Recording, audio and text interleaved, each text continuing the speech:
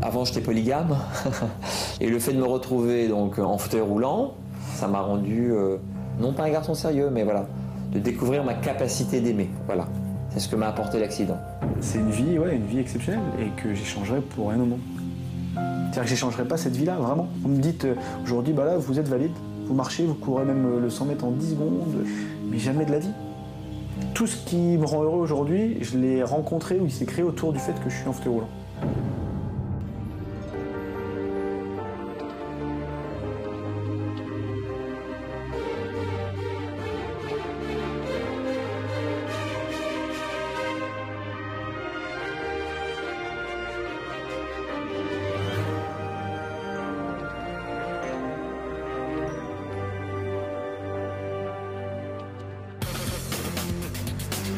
Les personnes handicapées représentent près de 5 millions d'individus en France, dont 2 millions sont à mobilité réduite, les PMR, comme on les appelle. Aujourd'hui, ils en ont marre d'être montrés du doigt, d'être ceux que l'on ne regarde pas en face. Ils veulent vivre une vie comme les autres, travailler, s'amuser et aimer. Comment les comprendre si ce n'est en vivant comme eux? 3 témoins, Ève, Julien et Essam, ont vécu cette expérience. Pendant une semaine, chacun s'est mis dans la peau d'un handicapé. Ils ont évolué dans toutes les situations de la vie courante pour mieux comprendre ce que vivent au quotidien les personnes en fauteuil roulant. Oula. Putain, c'est dégueu, il y a de la pisse partout. J'ai pas du tout envie d'être dans un bureau sur une fonction support. Vraiment, j'avais l'impression d'être une merde, d'être une grosse merde en fauteuil. Que ressent-on quand on est l'objet d'une discrimination fondée sur sa différence? Quel regard les autres portent-ils sur vous quand vous êtes en fauteuil? Qu'éprouve-t-on quand la société n'a rien prévu pour vous? Comment un valide peut-il espérer comprendre tous ces problèmes sans devenir lui-même un handicapé? On se sent plus petit et du coup plus vulnérable. C'est ce que vont nous faire partager Ève, Julien et Essam. Car qui ne s'est jamais posé la question « Et si un jour j'étais en fauteuil roulant ?» Je n'imaginais pas que c'était aussi compliqué. Je savais que c'était compliqué, je m'en doutais, mais je m'imaginais pas que c'était à ce point-là. Dans ce 3e épisode, nos témoins valides, Ève, Essam et Julien, vont vivre de nouvelles expériences en fauteuil roulant. Voyager en train, faire du sport et des rencontres amoureuses. Le dernier, il m'a dit oui, on s'imagine pas qu'une jolie fille peut être handicapée. Ah bon? Aujourd'hui, en 2012 en France, un des problèmes majeurs auxquels sont confrontées les personnes handicapées reste les moyens de transport. Pourtant, la SNCF revendique depuis des années une meilleure accessibilité de ses trains. Qu'en est-il dans la réalité? Les services mis en place fonctionnent-ils parfaitement? Quelles sont les conséquences des éventuels problèmes? Notre témoin, Ève, va vivre aujourd'hui une expérience en fauteuil roulant. En compagnie d'Audrey, paraplégique depuis 5 ans, elle va prendre le TGV direction Marseille. Ève a l'habitude de ce trajet lorsqu'elle est sur ses 2 jambes. Comment le voyage va-t-il se passer en fauteuil? Le train le plus rapide du monde est-il accessible aux personnes handicapées moteurs? Et son personnel, formé pour les accueillir? Si pour une personne valide, prendre le train de nos jours est une chose aisée, cela peut s'avérer être un véritable parcours du combattant pour les personnes à mobilité réduite.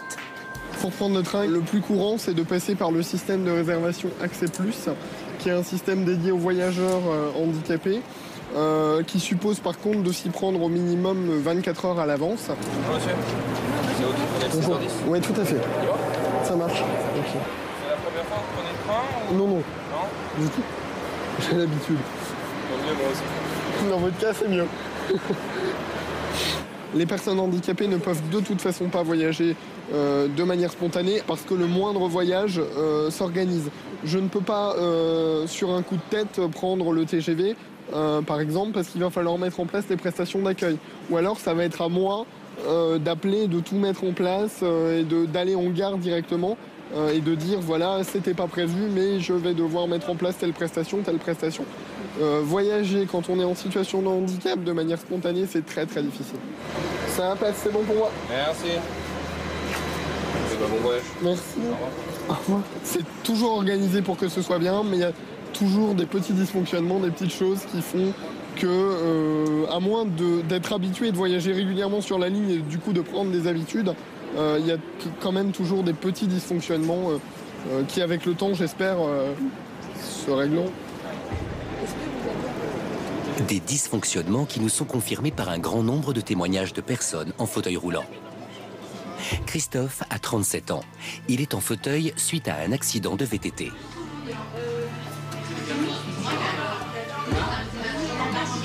J'ai rencontré des problèmes effectivement lors de certains trajets en train.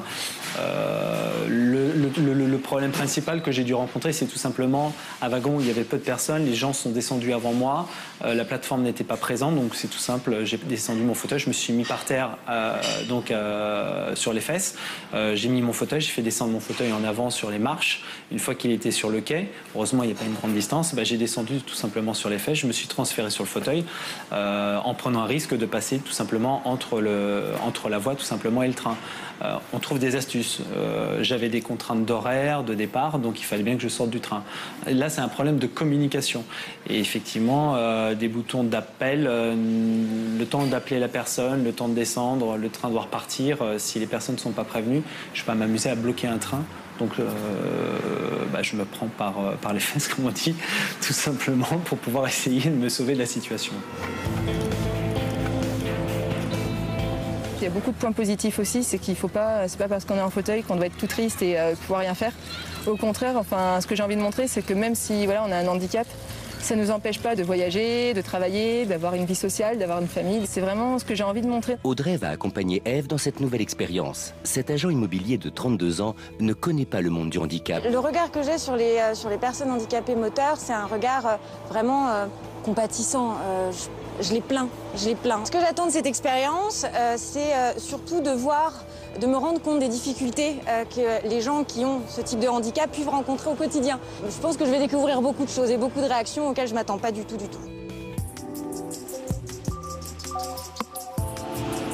Bon, mais on est à la gare de Lyon, là, on va aller faire un petit tour à Marseille.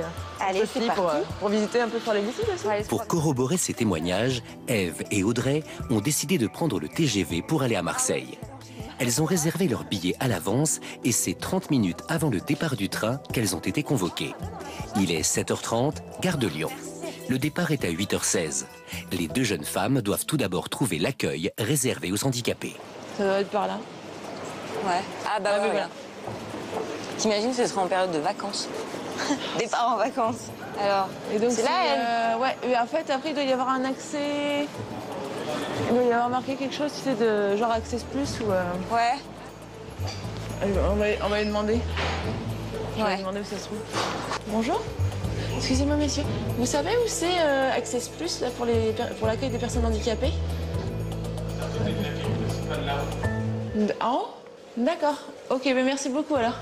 Au revoir. Alors, ouais, donc il faut qu'on reparte où, là? Mais il faut prendre l'ascenseur et... C'est super bien étudié, leur système, là. Mais c'est sûr que quand on connaît pas, le problème, c'est que... Bah non, mais enfin, il pourrait indiquer le truc un petit peu mieux, quoi. Ah oui, et l'ascenseur est en panne. Et l'ascenseur, il marche pas, en plus. Bah, youpi. Ça, c'est juste top. Ah, attends, il y a un autre accès au train handicapé, là. Alors... Mais là, ici, c'est un peu mal foutu, quoi. C'est super mal foutu. Putain, c'est dégueu, il y a de la pisse partout. Ouais, tu vas découvrir ça aussi, les plaisirs des gars. Oh, putain. Et il faut faire combien de kilomètres, là, pour arriver à leur truc? Ils sont super organisés, les gars. Mais c'est super loin, tu vas faire tout le tour ici, quoi. Ah non, mais c'est n'importe quoi, ça.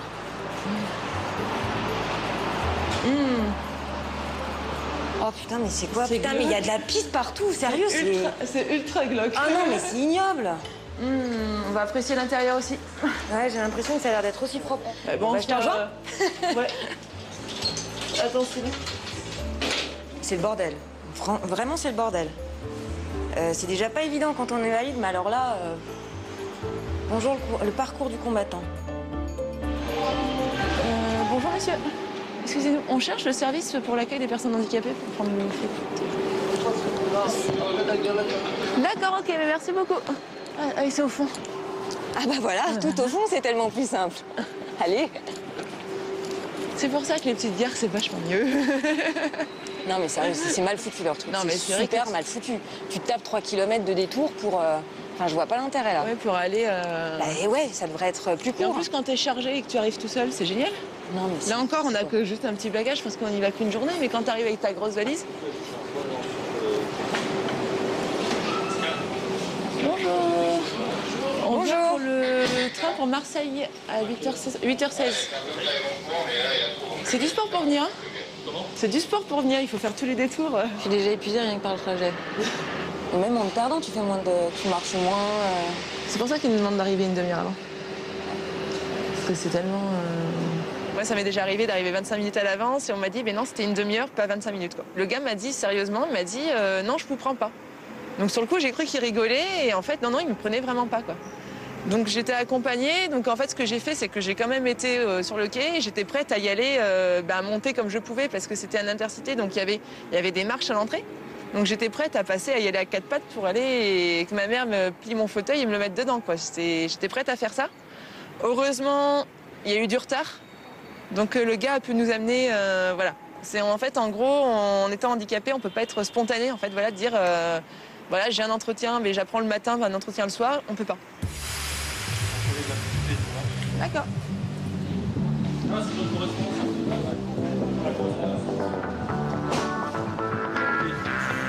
Allez. Au revoir. Merci, au revoir.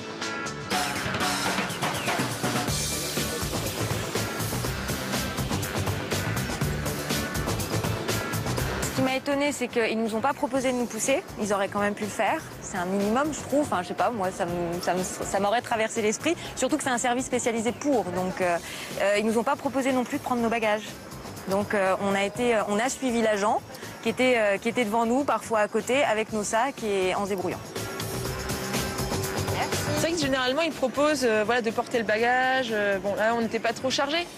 Mais c'est vrai que quand on vient avec une grosse valise, on a quand même besoin d'un minimum de coups de main au moins pour la valise. Après, ils proposent toujours de pousser, tout ça. Moi, j'aime pas qu'on me pousse parce que bon, voilà, je peux le faire toute seule. Après, ça dépend de ce qu'on a. Si on fatigue plus facilement, il y en a qui vont demander. Moi, j'aime pas demander. Je préfère qu'ils me prennent ma valise que me pousser. Ouais, c'est bon. C'est juste parce que j'ai le sac derrière qui est un peu... Oh là là. Merci. Mesdames, Messieurs, survoilez votre attention s'il vous plaît. L'agent SNCF est actuellement en cours d'acheminement pour pouvoir vous débloquer les portes. Le conducteur n'a pas encore ouvert les portes. Ok. Ah oui, c'est les trains qui descendent, ils ont la rampe intégrée, ceux-là. Ouais, celui-là, il y a la rampe qui se lève, une petite rampe d'accès. Ouais, et après ça descend... Alors pour la montée dans le train, c'était cocasse. Alors je sais pas si j'ai pas eu de bol. Déjà, le conducteur du train avait omis d'activer l'ouverture des portes. Donc du coup, au lieu de rentrer en avance et de gêner personne, on est rentré quasiment en même temps que tout le monde. Donc on est passé devant, mais on est rentré quasiment en même temps que tout le monde, parce qu'il a mis un temps fou à activer l'ouverture des portes. Super, merci. Oups. Wouh. Merci beaucoup. Alors.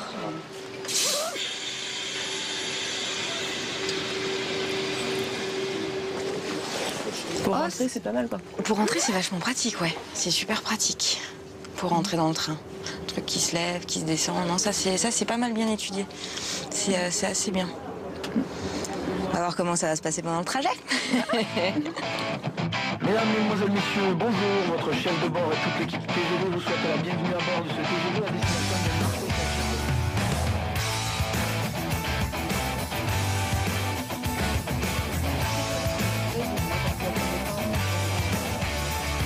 Oui, mais bon, c'est un peu la descente.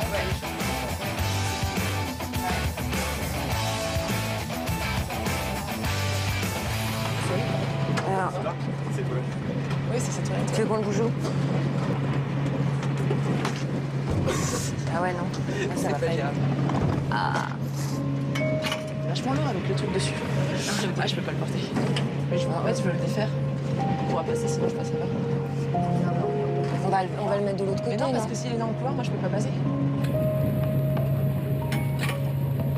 Quand on a envie d'aller aux toilettes, c'est pas non plus. Des fois, c'est un peu pressé, donc malheureusement, quand il y a une paraplégie, on peut pas non plus. Comme c'est la moelle épinière qui est touchée, on peut pas vraiment se retenir. Donc quand on le sent, c'est. Enfin, chez moi, par contre, c'est comme ça. Quand je sens l'envie, j'ai 5 minutes pour y aller, sinon je me fais dessus. Donc je pense que si on avait voulu demander un coup de main, il aurait fallu appeler. Donc le temps que la personne voie, ah ben tiens, il y a quelqu'un qui m'a appelé, le temps qu'il arrive, et déjà s'il a vu le signal, parce que s'il n'est pas dans sa cabine, il ne verra pas, donc on est obligé de prévoir.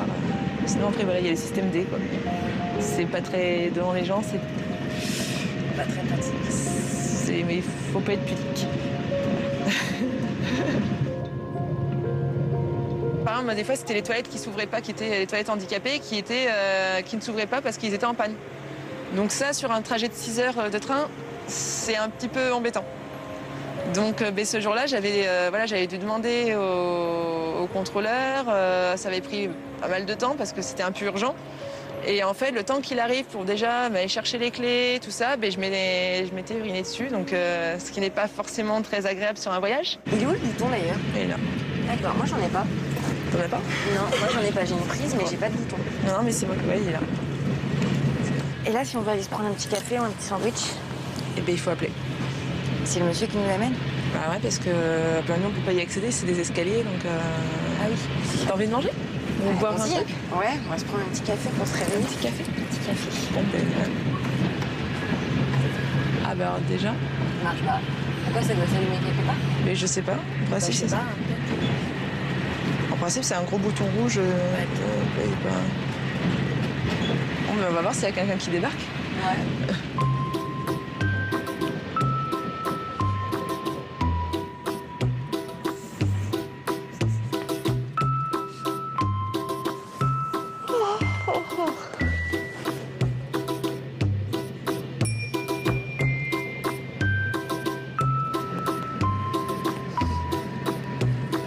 Déjà 15 minutes et toujours personne pour s'occuper des deux jeunes femmes. Il m'agace à pas venir. Il m'énerve. Après, je crois qu'il y a un bouton d'alerte aussi dans les toilettes. Peut-être que celui-là marche. Peut-être. Comme si on ne voyait pas. Hop là. Ça va. Alors, tu vas découvrir les... Oh, mais ça va, c'est assez large. il est où le bouton là-dedans?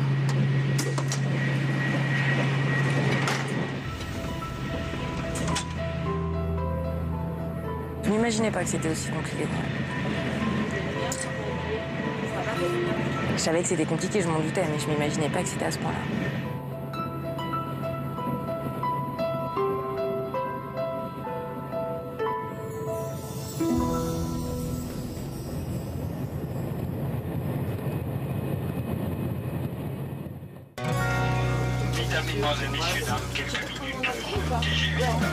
L'expérience touche à sa fin. Le TGV arrive à Marseille.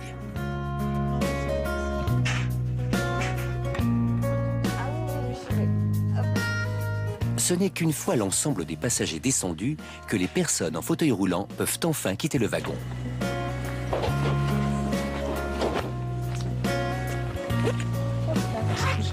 Super, merci beaucoup.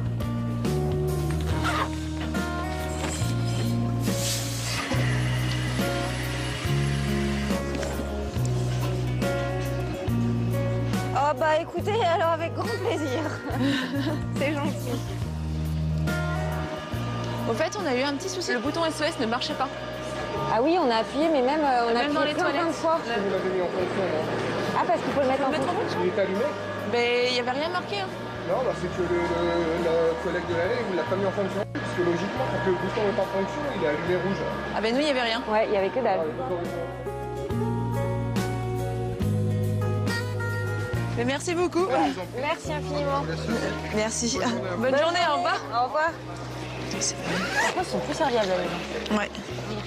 Par rapport au service de la SNCF, c'est vrai que c'est quand même, enfin, sur le global, c'est quand même très bien organisé. Ils ont tout le matériel nécessaire. Après, c'est vrai qu'il y a toujours un truc qui va pas. Soit c'est une ouverture de porte qui se fait trop tardivement, soit c'est les boutons dans le train que le contrôleur n'a même pas pensé à activer. Parce que ça peut s'avérer grave en cas de problème.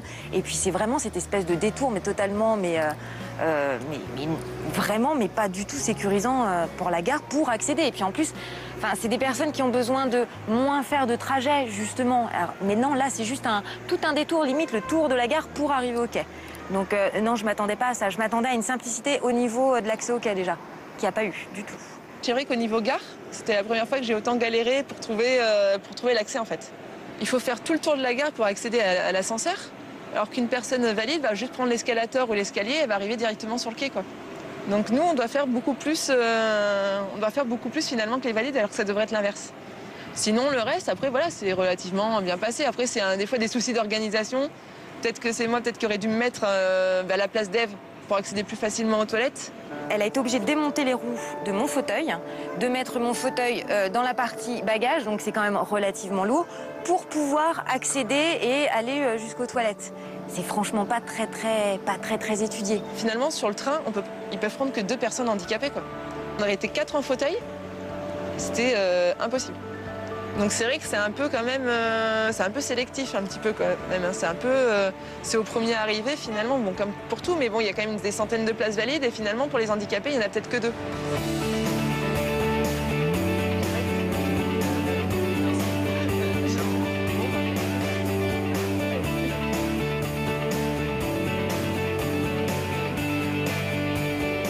Ces problèmes, nous les avons décrits au responsable de l'accessibilité à la SNCF, M. Devance, pour avoir son opinion et ses explications. Alors oui, on vous a parlé de dysfonctionnement dans notre service d'assistance. Je ne nie pas, ça peut arriver. Sur 200 000 ou 250 000 assistances par an, il peut arriver qu'il y ait des oublis. On peut parler du défaut d'activation des dispositifs d'appel pour les personnes en fauteuil roulant dans les trains, qui peuvent porter préjudice à la personne qui aurait besoin d'assistance. On peut parler aussi, et c'est le cas le plus grave, de l'oubli d'une personne dans un train à l'arrivée. Ça arrive rarement, mais ça arrive. Bon, on y travaille beaucoup en essayant de revoir les procédures. C'est une question de formation. On est dans le domaine du service qui s'appuie sur des personnes, sur des agents.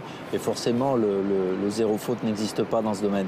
C'est pourquoi on mène beaucoup d'analyses, de retours d'expérience, comme on le dit parfois, pour essayer de savoir ce qui a cloché dans les cas sérieux et que ça ne se reproduise pas. Lorsqu'on est en fauteuil roulant, on croit souvent que la vie s'arrête, et notamment au niveau sportif. Pour cette nouvelle expérience, nous avons voulu montrer que le sport en fauteuil pouvait être pratiqué à très haut niveau. Il peut être aussi une source d'épanouissement, même si on est handicapé. Abdelghani Djalali, un des meilleurs Français en handi-basket, nous explique pourquoi. Je m'appelle Abdelghani Djalali, j'ai 31 ans, je suis administrateur informatique, je pratique le handi-basket en haut niveau et je suis atteint de la poliomyélite depuis mon plus jeune âge. On va enlever cela. Allez.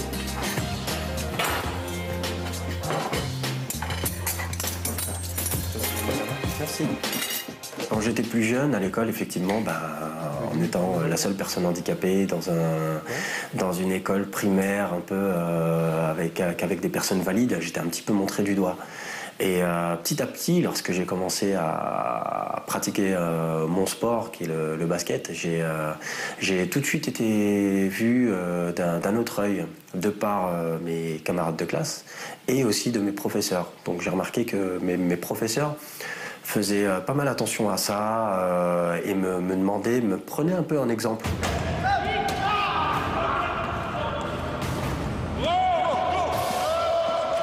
Je dirais que la place du handicap quand on pratique un sport, elle est toujours là. On a toujours cette envie de bien faire et de quand même le dépasser, puisqu'il y a certains mouvements, certaines choses que je ne peux pas faire. Contrairement à d'autres de mes coéquipiers qui vont pouvoir faire des choses extraordinaires parce qu'ils ont un handicap moindre, j'ai toujours cette envie d'aller plus loin, de me dépasser, de faire mieux qu'eux, on va dire, alors que voilà, j'ai un handicap qui est un peu plus lourd que le leur, etc. Le handicap, il est quand même présent. Mais lorsqu'on est tous sur le même pied d'égalité sur notre fauteuil roulant, on ne se considère pas en tant que personne handicapée. Et vraiment, c'est magnifique dans ce sens-là. Pour cette nouvelle expérience, Julien va tester le sport en fauteuil roulant. Julien a 25 ans et il habite Paris. Il ressent une certaine appréhension à être en fauteuil roulant. Être en fauteuil roulant, c'est quelque chose, je pense, qui va être stressant pour moi. Je pense que c'est le regard des autres qui va plus me gêner. Que dans leur regard, il y ait maintenant plus de pitié parce que je suis en fauteuil roulant, parce que je peux plus faire des choses tout seul. Salut! Salut! Pour cette nouvelle expérience, Julien va découvrir le handi-basket. Il va jouer avec l'équipe de Meaux, équipe la plus titrée de France. Bon, on va s'initier un petit peu au basket, qu'est-ce que t'en penses alors? On y va, c'est parti? Moi je vous regarde. Toi tu nous regardes? J'ai compris. Sympa. Allez, c'est parti, je te laisse avancer tranquillement. Merci. Vas-y. Voilà, tu remarqueras que le fauteuil il roule tout seul. Qui roule tout seul, tout simplement. et t'arrives à dribbler avec le ballon et en même temps tout à fait. Ça, je vais te montrer. Donc, vas-y. Là, je vois pas comment faire. Comment tu ferais déjà. Donc ça c'est une première étape. Voilà, tout simplement. T'as raison. Je récupère. Mais c'est pas facile du tout en fait. Voilà. Je vais commencer par le b.a.-ba, c'est les règles. Ouais. Donc les règles, elles sont exactement similaires à celles du basket valide. Le terrain, c'est exactement le même. La hauteur du panier, c'est exactement la même. Ah, la hauteur du panier n'a pas changé par rapport au... Aucune. Ah, d'accord. Aucune différence. C'est vraiment la même. D'accord. Alors, ce qu'on va faire, voilà, donc tu vas faire ton premier shoot. Qu'est-ce que t'en penses? Tu vois? Donc je te laisse avancer, tu prends de la vitesse. Ouais. Tu viens, direction le panier. Je te donne le ballon et tu shootes. Ouais. C'est pas magnifique, ça? Pas mal pour un premier shoot. Super. Allez, vas-y. La manipulation du fauteuil, ça a été beaucoup plus pratique que le fauteuil normal que j'ai utilisé. Parce que les roues sont plus en V, ce qui fait que je pivote plus facilement. C'est plus rapide aussi à faire rouler. Beaucoup plus pratique qu'un fauteuil normal pour se déplacer. Pas mal. Ouais. Dommage. Ce que je te propose maintenant, c'est qu'on fasse un petit match. Qu'est-ce qu'on pense? Ouais. Faut y aller là. Ouais. Je sais pas si je vais être aussi performant que vous. Ah ouais. Alors c'est parti. Ah donc c'est moi qui commence. T'as le ballon, on y va. Soit tu avances. Tu peux passer la balle. C'est comme tu veux. Je te laisse avancer. Ouais. Tu places sur la gauche avec Guillaume. La gauche? Ouais, tu vas sur la gauche avec Guillaume.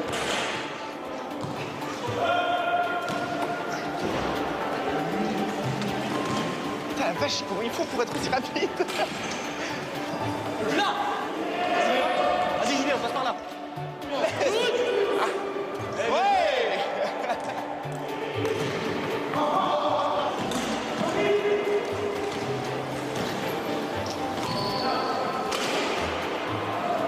Comment il a regardé son équilibre?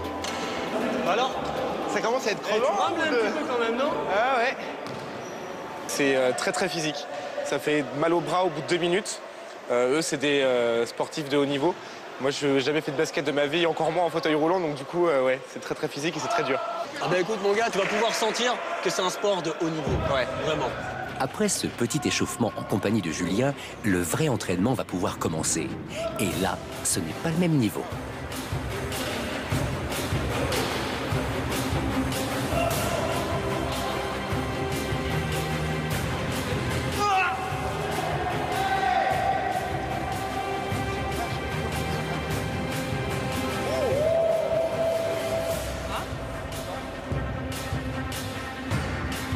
Ça va? Ah ouais? Ouais, il est tombé, ils sont arrive, non? C'est des sportifs de haut niveau. Enfin, ça se voit de toute manière. Ils ont une facilité dans leur déplacement avec le fauteuil. C'est incroyable. Les joueurs glissent, tournent, se heurtent et atteignent des vitesses surprenantes.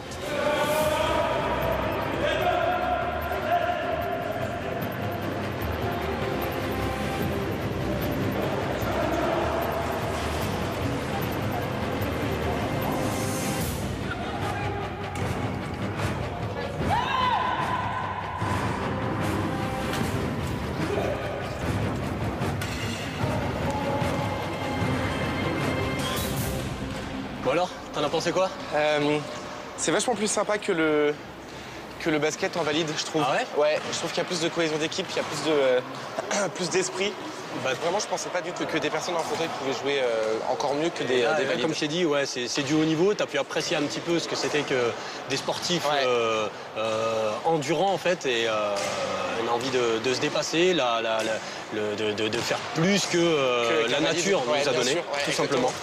Et faire plus que les valides, bien sûr. Pour moi, c'est la même facilité, la même dextérité que s'ils étaient sur les jambes. Parce qu'en fait, c'est ce que je disais, Samir, celui qui était en noir, j'avais l'impression que c'était le prolongement de son corps, en fait. Il utilisait sa machine avec tellement, mais vraiment tellement de facilité. C'était incroyable. On avait l'impression qu'il courait.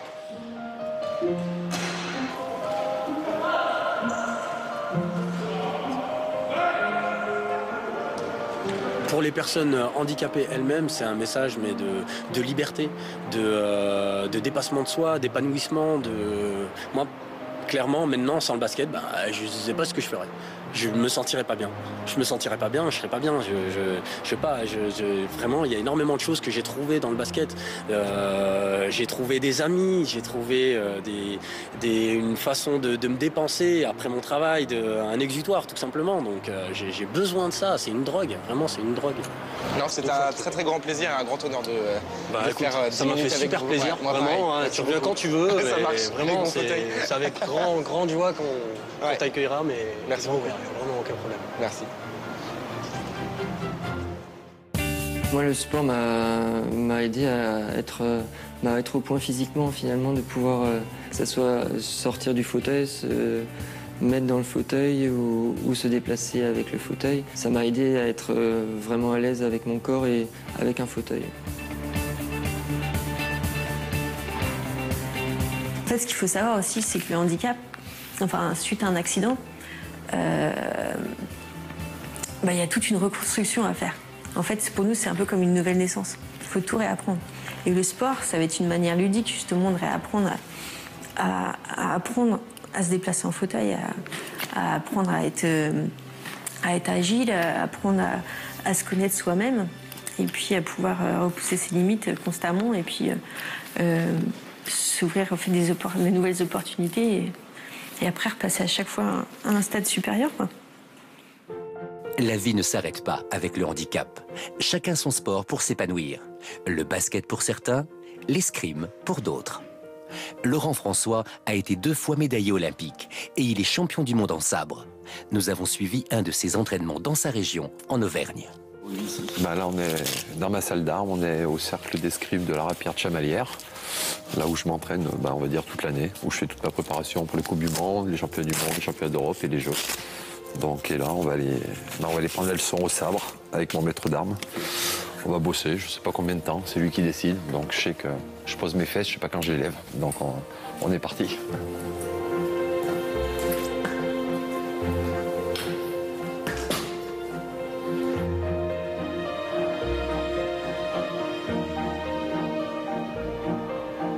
Laurent François, 43 ans, paraplégique, équipe de France en e-sport escrime.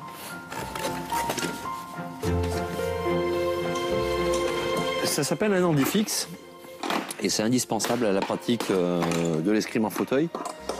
Parce que pour l'escrime en fauteuil, on navigue pas sur la piste, on bouge pas sur la piste comme les valides, quand leurs jambes ou quoi que ce soit. On cale les fauteuils sur ces plaques, on prend la distance avec la crémaillère et puis après c'est simplement bouger avec le corps, avec le tronc et tout.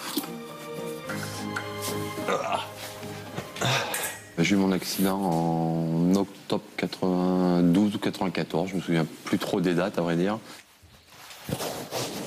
J'ai mis à peu près 5 ans, le temps de me retourner, le temps d'accepter le handicap, on va dire. Puis je faisais du sport avant, j'ai toujours fait du sport, donc c'est un truc qui me manquait. Donc faire quoi, ça, en handisport, c'était un peu compliqué, j'aimais le rugby, je ne voyais pas faire autre chose que du rugby.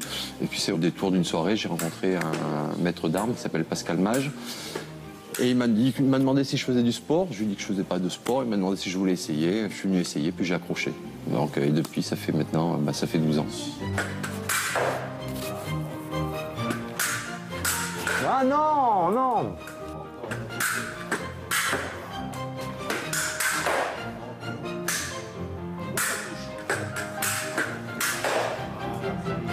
Je voulais retrouver dans le sport, je travaillais pas, j'arrivais pas à trouver de boulot, c'était un peu compliqué. Donc j'avais besoin de retrouver, on va dire, une vie sociale, de retrouver des gens, de ressortir, de connaître du monde, de revoir du monde et tout. Et le sport m'a apporté ça. Donc au départ, c'était histoire, un exécutoire, on dit, un défouloir. Voilà, j'avais besoin de me défouler et tout. Puis je me suis fait prendre au jeu tout doucement. Compétition nationale, et puis première sélection en équipe de France, première Coupe du Monde. Et puis une fois qu'on a goûté à ça, on est accro, quoi. C'est comme une drogue, l'adrénaline. Ça manque, c'est...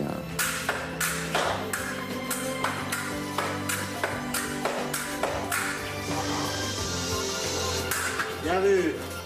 Bien entendu. C'est vrai que si je fais un peu le point, on va dire, un peu sur ma vie ou quoi que ce soit, quand j'ai eu mon accident, j'avais 24 ans, je me demandais ce que j'allais faire. C'est vrai que j'étais au chômage, comme beaucoup de gens ou quoi que ce soit. Je ne savais pas trop où je partais. Donc j'ai eu mon accident, il y a eu 5 ans quand même de rééducation, tout réapprendre à conduire, réapprendre à se déplacer en fauteuil, descendre des marches, descendre un trottoir, monter un trottoir, monter son fauteuil dans la voiture, enfin, on va dire les gestes de la vie.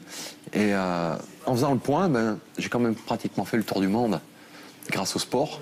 Donc on va dire, entre guillemets, je dirais, grâce à mon fauteuil.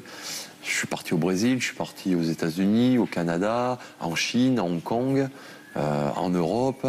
J'ai la grande chance de prendre l'avion régulièrement et d'aller visiter les pays. Et tout ça, si j'avais été valide, je n'aurais jamais fait. J'aurais jamais fait d'escrime, j'aurais jamais fait de sport à haut niveau, puis j'aurais jamais voyagé dans le monde, quoi. Allez, on y retourne. On fait le même geste. Ouais. Ça peut être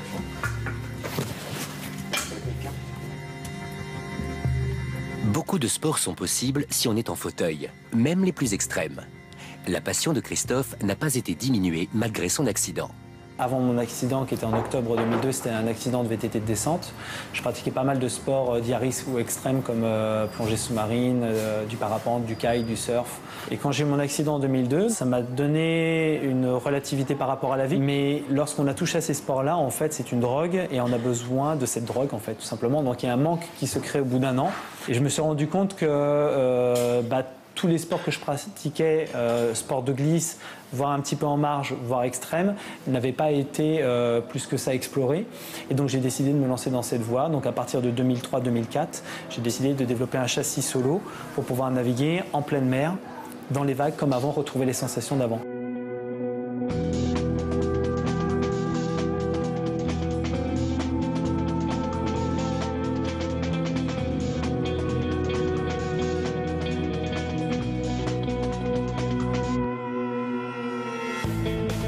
Le sport au travers de l'accident, ça m'a permis tout simplement de retrouver en fait les sensations que j'avais auparavant, de pouvoir partager les sports de glisse avec mes potes et puis surtout quitter le fauteuil, puisque quand on va être sur du ski nautique, qu'on va commencer à prendre des tremplins, sauter la vague d'un bateau, on va complètement oublier le fauteuil, on va être plutôt dans les prises en fait de sensations que l'on a, l'adrénaline qui va commencer à monter. Quand on navigue en kite dans des vagues de 3-4 mètres alors qu'on a certains potes qui n'osent pas sortir, et puis qu'on navigue et qu'on les regarde de loin et qu'on leur raconte comment ça s'est passé, il y a une certaine satisfaction d'aller au-delà des performances des personnes valides.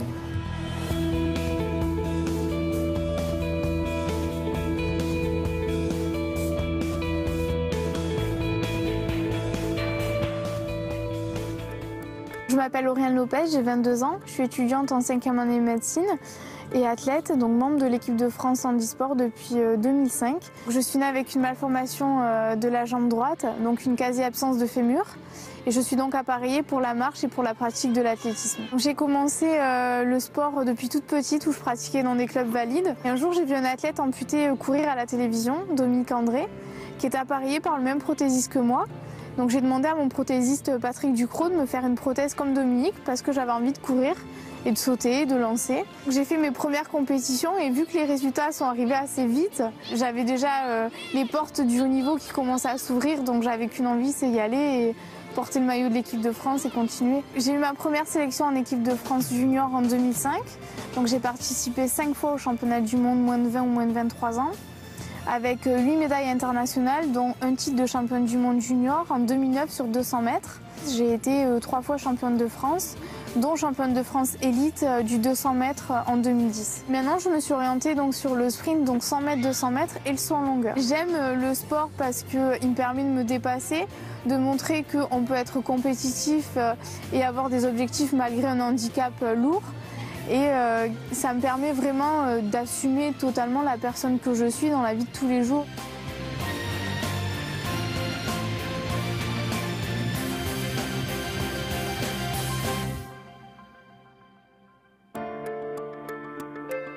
Aujourd'hui, j'ai 22 ans, je pratique un sport que j'aime, je fais des études que j'aime, j'ai une vie que j'adore. Et si je devais recommencer ma vie à zéro avec 2 jambes, je pense que je le ferais pas. Parce qu'aujourd'hui, la vie que j'ai à 22 ans, même s'il me manque la moitié d'une jambe, je l'aime. Le handicap, c'est pas une fatalité et on peut vraiment être heureux avec.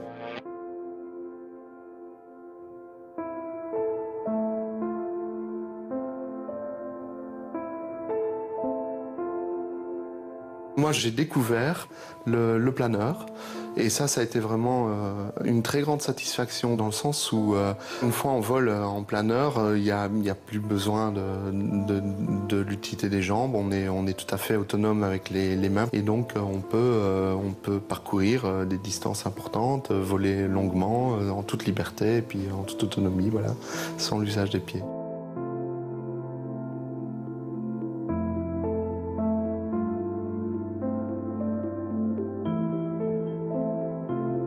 Si pour certains le sport est une passion, d'autres en ont fait leur métier. Michael Jérémiaz est un des rares professionnels de tennis handisport. Moi j'ai commencé le tennis à l'âge de 5 ans. Jusqu'à l'âge de 18 ans, je partageais mes passions sportives entre le ski et le tennis. 18 ans, j'ai un accident de ski, c'était plus compliqué d'un accident de tennis. Je me retrouve en fauteuil roulant. Quelques mois après, par hasard, je découvre le tennis en fauteuil. Un an après, à mes débuts, c'est-à-dire fin 2000, je deviens champion de France parce qu'étant bon joueur de tennis valide et ayant bien compris le déplacement en fauteuil, je deviens le meilleur joueur français un an après. Je deviens champion du monde en 2005, double médaille olympique en 2004. Je gagne tous les tournois du Grand Chelem en double, l'Open d'Australie, l'US Open en simple. Ça devient donc mon métier parce que j'en vis encore aujourd'hui avec les sponsors et les gains en tournoi. Je voyage à travers le monde. C'est une vie exceptionnelle et que j'échangerais pour rien au monde. C'est-à-dire que j'échangerais pas cette vie-là, vraiment. Vous me dites aujourd'hui, bah là, vous êtes valide, vous marchez, vous courez même le 100 mètres en 10 secondes, vous avez fini les études que vous aviez commencées, vous avez fait une maîtrise de langue étrangère appliquée, mais jamais de la vie. Tout ce qui me rend heureux aujourd'hui, je l'ai rencontré ou il s'est créé autour du fait que je suis en fauteuil roulant. Donc il faudrait être complètement maso ou schizophrène pour changer ça. Alors après, voilà, c'est très personnel. Je dis pas, et parce que je le sais, parce que j'en parle beaucoup, je connais énormément de gens en situation de handicap, c'est pas un message que tout le monde vous transmettra. Et je le comprends. Simplement, moi, mon handicap et la manière dont je le gère me pose beaucoup moins de problèmes que tout ce que ça a pu m'apporter. Dans nos sociétés modernes, il est parfois difficile de trouver l'âme sœur. Pour tout le monde, le vrai amour est de plus en plus rare. Qu'en est-il quand on est en fauteuil roulant? La rencontre est plus compliquée, certes, mais à quel point? Le regard de l'autre change-t-il? Les rapports sont-ils faussés? Et la sexualité dans tout ça? Dans cette nouvelle expérience, Ève a décidé de rencontrer des hommes qu'elle aura connus sur Internet. Ce n'est que lors du rendez-vous qu'ils découvriront qu'elle est en fauteuil. Comment vont-ils réagir? La chaise roulante va-t-elle être un obstacle? Regarde ton programme là, ce soir. Eh ben ce soir, je vais rencontrer des jeunes hommes. D'accord. Ouais, par internet. Ok. Est-ce que toi, ça t'est déjà arrivé de rencontrer des garçons par internet ou... Sur internet, non. Non, jamais. Je préfère rencontrer des gens en direct que par internet. Voilà. Et si tu devais mettre une annonce sur internet, sur les sites de rencontres et autres, est-ce que tu le dirais d'entrée de jeu sur ton profil que tu es handicapé, que tu es en fauteuil? Pas tout de suite. Mais je pense que si tu discutes, je crois qu'au début, tu rencontres pas tout de suite les personnes. Je pense que au bout de plusieurs discussions, peut-être de commencer à lancer le sujet. Toi, t'as rien dit? Non. Non. Voilà, ça leur fera la surprise. Ouais, ça va être assez étrange et puis je suis stressée là. Je commence à stresser à mort. Mais bon, on va voir. Hein. Bon, mais on se retrouve tout à l'heure quand tu auras fini tes rendez-vous. On se retrouve autour d'un verre et tu me racontes tout? Je raconte tout en détail. Allez, bon courage. À toutes, merci. Ève va découvrir la réaction des hommes. Mais comment vit-on les relations amoureuses quand on est en chaise roulante? Mélanie a eu beaucoup de mal à envisager l'amour en fauteuil. C'est vrai que par rapport à tout ce qui est relationnel, etc., c'est vrai qu'en devenant handicapé, on sent au tout départ, c'est vrai qu'on se sent dévalorisé, on a du mal à s'accepter soi, donc on ne comprend pas en fait qu'on puisse être accepté par quelqu'un d'autre et aimé par quelqu'un d'autre. Et c'est vrai que ça a été vraiment... je pense que tant qu'on n'a pas passé ce cap de s'accepter, on ne peut pas apprendre à être aimé, en fait, à accepter justement l'amour de quelqu'un d'autre. Et du coup, au début, c'est vraiment dur de se dire... je sais que moi, j'ai dit non, mais je vais rester bonne sœur toute ma vie. J'ai refoulé tout, même les infirmières, elles m'ont envoyé des sexologues, des psychologues pour parler de tout ça et tout. Mais je dis non, c'est bon, je veux pas de ça, je suis une bonne sœur, c'est bon. Et pour moi, il était hors de question, en fait. Et puis jusqu'au jour où je pense que je me suis acceptée et aussi tout simplement je suis tombée amoureuse en fait. L'amour dépasse tout, même le handicap. Christophe, lui, a connu sa femme avant son accident. Quand j'ai mon accident, en fait, je l'ai eu en 2002, on devait se marier en 2003 avec ma femme. Donc il y avait un engagement qui devait se faire. Et il s'avère qu'effectivement, lorsqu'il y a une fracture comme ça, avec le fait de vivre avec une personne paraplégique, automatiquement, il y a forcément une discussion qui se fait pour savoir aujourd'hui, est-ce que tu as envie de continuer avec moi? Je suis en fauteuil, je vais avoir certainement du mal à gérer en fait le fauteuil, il y aura un changement de comportement, changement d'humeur. Est-ce qu'on va pouvoir supporter ça ensemble? Donc je dirais après, ça dépend de la personne avec qui on vit, si il y a une bonne cohésion, s'il y a un passif, si au moment de la fracture, de l'accident, le couple était un petit peu, je dirais, en bascule. C'était pas notre cas et donc ma femme a décidé de me suivre et on s'est mariés en 2004.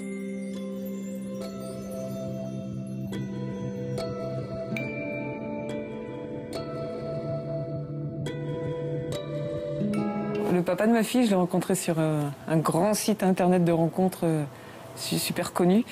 Et donc ça a fait un super résultat. J'ai eu ma petite fille et j'ai vécu une belle histoire super courte. Ça a duré 2 mois. Mais voilà, rien n'est impossible, quoi. Rien n'est impossible, certes. Mais la vue d'un fauteuil peut en refroidir certains. Pour cette nouvelle expérience, Ève s'est inscrite sur des sites de rencontres il y a quelques semaines. Elle a entretenu des rapports virtuels avec plusieurs hommes. Ce soir, c'est le grand soir. Elle va les rencontrer pour la première fois dans un restaurant équipé pour l'occasion de caméras cachées. Les hommes vont découvrir qu'Ève se trouve en fauteuil roulant. Quelles vont être leurs réactions? Vont-ils assumer cette situation?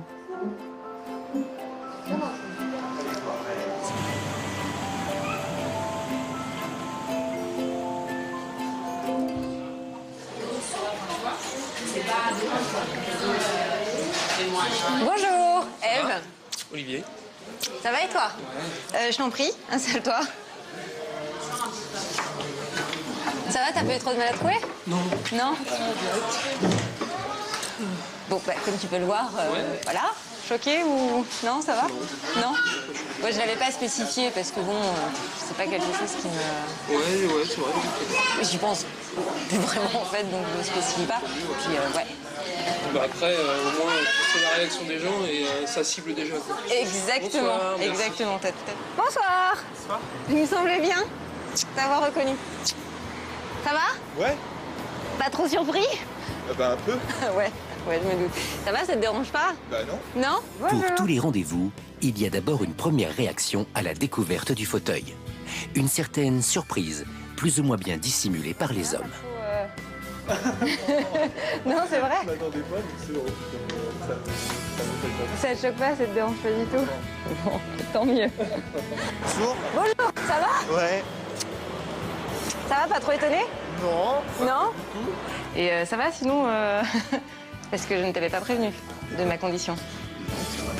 Ah ouais, bah non, mais c'est cool. Non, je vais être sûre parce que bon. On dirait que de toute façon, si ça m'aurait dérangé, comme ça, je t'aurais dit. Écoute, je me casse. Non, pas du tout, mais je pense que ouais, j'aurais été un petit peu, je sais pas, un petit peu gêné, bloqué. Je pense que t'aurais ressenti que. Bon. Mais c'est vrai que je l'ai pas ressenti du tout. Hein. Donc, tu vois. Après la surprise, c'est le premier contact et les premières questions. Et donc? C'était arrivé comment? Un accident de cheval. C'est arrivé ici, Accident, ouais, de cheval. Ah putain, Christopher Reeve. Non, parce que je suis chanceuse par rapport à lui quand même. Parce que lui, c'était ouais, la totale. Après, hein, je suis encore vivante. Je suis pas Christopher Reeves, être handicapé. Des recherches? Des recherches. S'il y avait possibilité ou pas?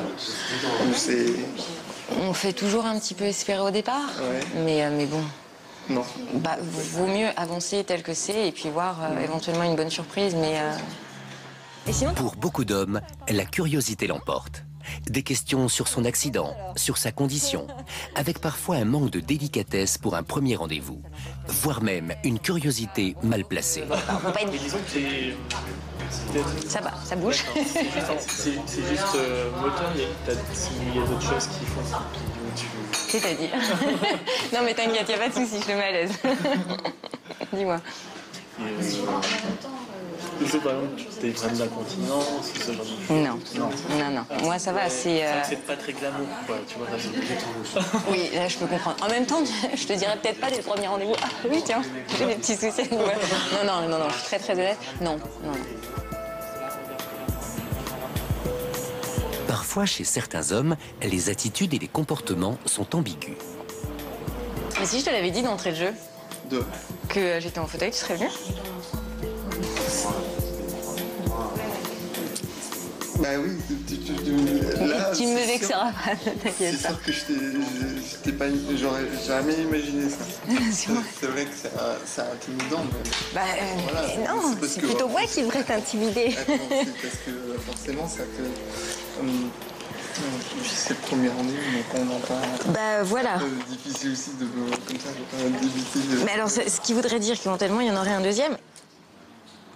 Moi, non, il faut que tu t'apprennes à me connaître, parce que moi, je peux peut-être... de toute façon, oui. Je suis pas quelqu'un, peut-être, qui te convienne, ça, non plus. Mais pas. Ève a senti que certains hommes ont peut-être été un peu hypocrites avec elle. Un discours politiquement correct et poli, mais au fond, une réelle gêne face au fauteuil. Mais ça va, ça t'effraie pas, toi, ce genre de situation? Je l'ai jamais vécu. Alors en fait, je sais pas du tout ce que ça... Mais justement, souvent, on est effrayé par l'inconnu. Non, je suis en bleu, si la fille est jolie, qu'elle soit debout, ici, c'est pas très important. Moi, ça me... Non, ça me fait pas... Je sais pas, il y a d'autres gens qui ont d'autres handicaps. Quelqu'un qui a psychologiquement ça va pas, j'aurais un peu de mal. Et toi, avoir une petite copine en fauteuil? Il y a des gens que ça peut rebuter a priori. Ouais. Je peux comprendre que ça puisse gêner des gens. Moi, j'ai pas de... Enfin, tu vois, j'ai pas ce genre d'a priori. J'espère ne pas en avoir.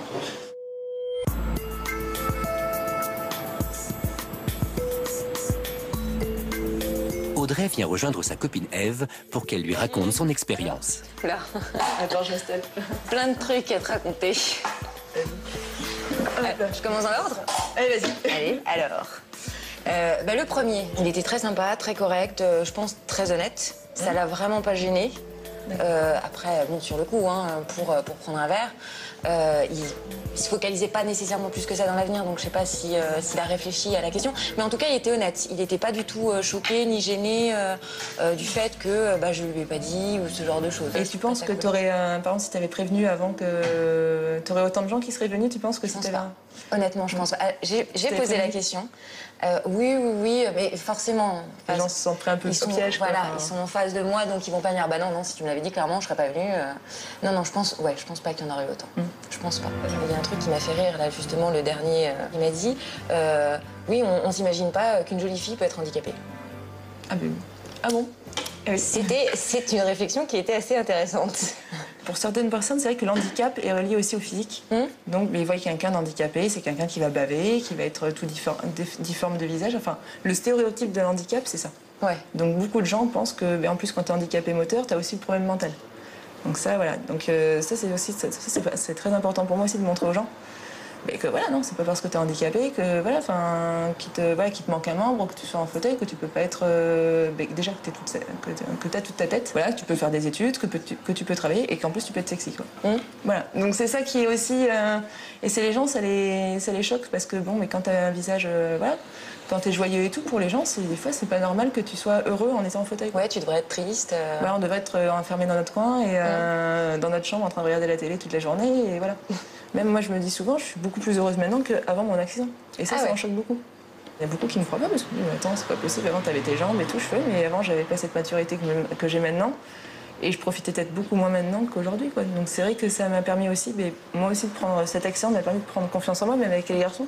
Donc j'ai beaucoup plus confiance en moi maintenant qu'avant. Un truc du genre, oui, le plan speed dating, où tu vois quelqu'un toutes les 20 minutes, ou je sais pas quoi. Enfin, il a plus ou moins. Il y en a, par contre, c'est ça qui m'aide. Et toi, alors, ça se passe comment? Comment ça se passe quand t'as un rendez-vous galant avec quelqu'un? En fait, j'ai jamais de rendez-vous comme ça sur Internet. Généralement, je rencontre des gens en soirée ou chez des amis. Voilà. Donc après, les gens, quand ils viennent te voir, c'est que ça les dérangeait pas au moment. Enfin voilà, sur le moment, c'est souvent sur le moment, ça dérange pas. Mais après, quand tu vois que ça commence à aller un peu plus loin, sur le long terme, des fois, ça gêne aussi un peu. Des fois, c'est des histoires de famille aussi, la famille qui apprécie pas quand ils te rencontrent. C'est vrai que c'est pas non plus évident des fois de projeter. Des fois, il y a des gens qui à long terme, parce que c'est vrai que les personnes, des fois, sont sur le coup, ça les dérange pas, mais après, il y en a qui se posent beaucoup de questions, alors que bon, je suis complètement indépendante, il n'y a pas besoin d'aide ou quoi que ce soit. C'est vrai que, non, après, je pense que c'est, même par rapport à tout ce qui suit après, c'est qu'il faut beaucoup en parler avec la personne. Si tu vois que la personne commence à s'intéresser, il ne faut pas lui mettre le tableau noir tout de suite, mais voilà, enfin, quand même parler de certaines choses qui peuvent pas se partir, quoi. Enfin, voilà. Il n'y a jamais un prétendant qui t'a vraiment posé une question mais totalement farfelue, qui t'a même limite choqué? Non, j'ai pas eu non. Jamais. Il y a toujours eu un respect, on va dire, enfin, avec ceux avec qui j'étais, quoi. Après, c'est sûr que dans la rue, il y en a toujours qui viennent te voir en te demandant des questions, genre, mais comment les hommes ils font pour vous aimer? Je fais, mais comme n'importe qui. Comme ça, sans raison. Oui, en soirée, des fois, à 2h du matin, c'est toujours agréable de rencontrer des gens qui viennent te sortir ce genre de bêtises, quoi. Ah ouais, dis tiens, bah. Après, voilà, je pense que par rapport à tout ce qui est. Les gens se posent souvent des questions, mais voilà, sexuellement, les enfants. Je pense que tu as dû avoir des petites questions. J'ai un petit peu amené le sujet pour avoir les questions, mais c'est vrai qu'il ne se focalisait pas jusque-là. Et à chaque fois, il me coupait court en disant oui, bon, ce qui est normal en même temps. Même oui, voilà, quand il première rencontre. Voilà. Et les enfants, bon, en général. Voilà, mais après, voilà, souvent, moi j'ai souvent eu des gens qui me disaient, même des amis avant, voilà, qui me demandaient, mais est-ce que tu peux? Enfin, c'est certaines choses que, voilà, qu'on se pose la question parce que je leur dis non, c'est pas parce que tu es handicapé que tu dois être au couvent. Voilà, au contraire. Dans la prochaine émission, nos 3 témoins vont vivre de nouvelles expériences étonnantes. Et Sam découvrira les joies de l'avion quand on est handicapé moteur. Eve essaiera de rentrer en boîte de nuit en étant en fauteuil roulant. Il n'y a que des marches. J'ai un gros souci, c'est que notre ascenseur ne fonctionne pas du tout. C'est un plan privé à des gens qui ont réservé à l'avance. Alors là, soirée privée, mon cul. Et Julien ira travailler. Julien, ça va? Et toi? Très bien. Que va-t-il se passer? Le comportement des gens va-t-il changer? Donc, on est obligé de planifier. John doit être à l'heure, je vois pas pourquoi moi je serais pas à l'heure. Donc, à moi de m'adapter par rapport à ça. Ce sera aussi l'heure des bilans. Nos témoins ont-ils été choqués par l'attitude de beaucoup? N'y a-t-il pas eu aussi quelques bonnes surprises? Ouais, j'en ressors changé. Là où je me suis pris une grosse baffe dans la gueule, c'est quand je t'ai rencontré et que tu m'as dit que ton accident c'était une deuxième chance. T'es en fauteuil depuis 5 ans et nous on a le moindre petit truc, le moindre petit rhume, on a l'impression de mourir, quoi. Mais finalement tu rebondis parce que tu meurs à la fois. T'as qu'une vie, il faut en profiter, quoi.